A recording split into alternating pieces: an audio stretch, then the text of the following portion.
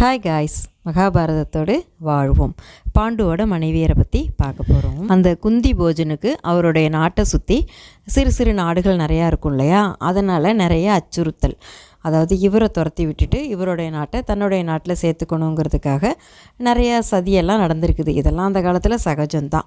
வல்லரசான ஒரு நாட்டோட ஒரு துணை இருந்தால் நல்லது அப்படின்னு நினச்சிக்கிட்டு இருந்திருக்கிறாரு. அந்த நேரத்தில் தான் குந்தியோட அந்த சுயம்வரத்துக்கு அஸ்தினாபுரியிலேருந்து இளவரசர் வராரு அப்படின்னு தெரியவும் அந்த அரசருக்கு ரொம்ப ரொம்ப நிம்மதி.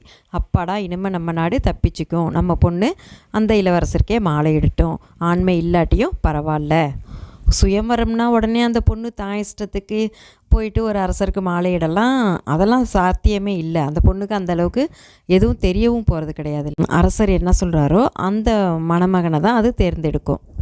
அதனால் குந்திக்கு அவர் கணவனாயிட்டார். இன்னொரு மனைவி எப்படி கிடைச்சாங்க?